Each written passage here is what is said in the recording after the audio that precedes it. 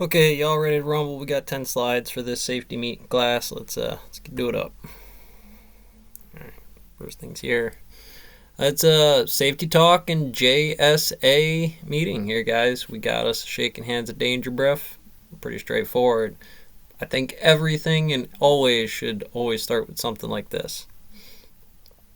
What is a safety talk? Well, a safety talk is a hands-on way to remind your workers that health and safety are important on the job.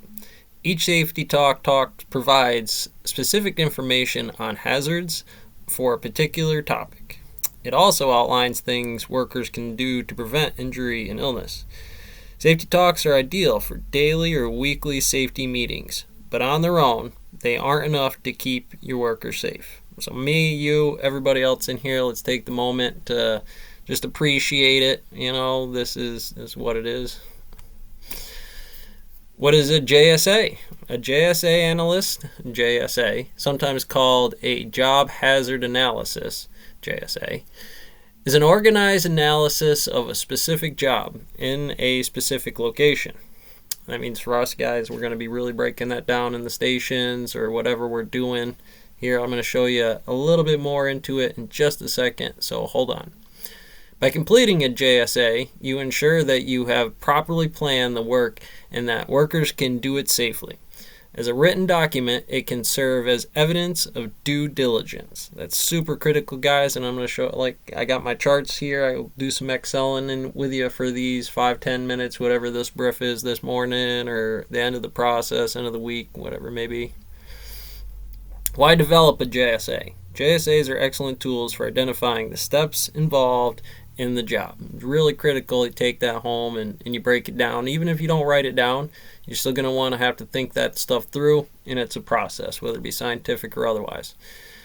The potential hazard associated with that job. So if you know that there's something you got to say to Sharps or to Salty or to anybody else there, you know that there's properly a way to write it in and try to organize your thoughts about doing it.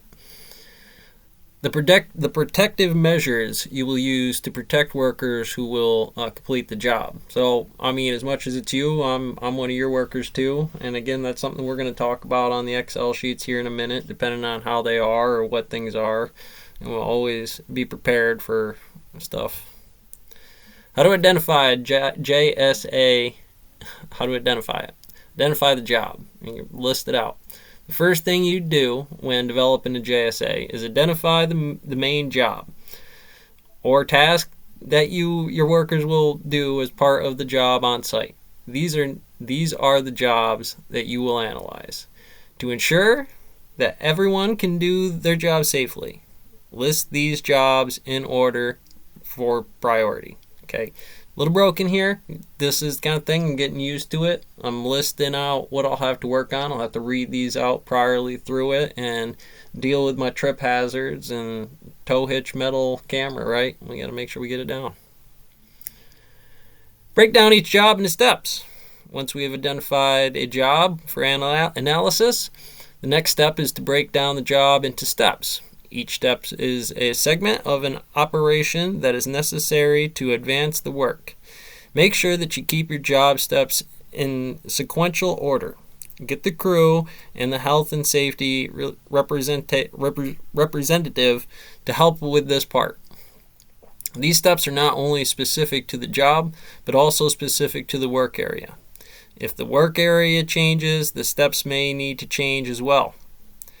If the steps are too detailed, the JSA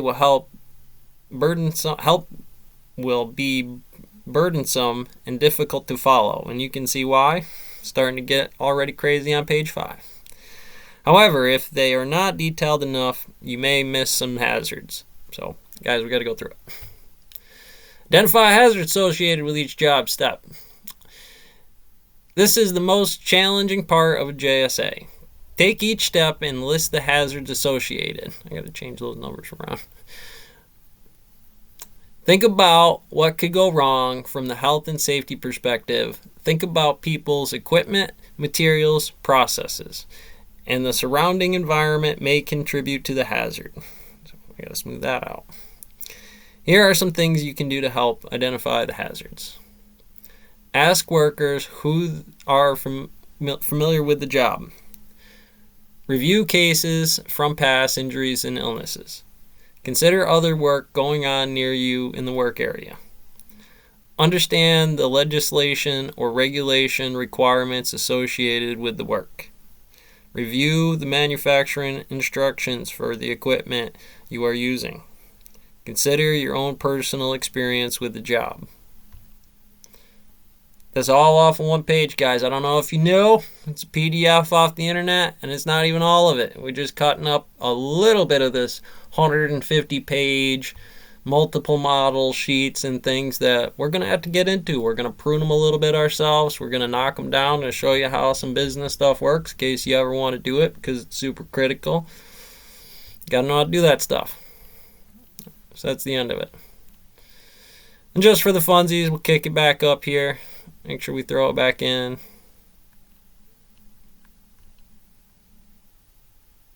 Getting here to job sites, make sure you'll have stuff going on with it. Getting your time cards, clocking in and showing you how to do things. Make sure we get all the glitches out of here, because I know, somebody wouldn't want that to happen to them, right? They get the wrong hours in here because the machine out of whack or something in terms of how much it really might cost. Just laying it down. It's $2.15. It's at the boss of some theoretical stone mill here, 40 hours or 50 hours a week.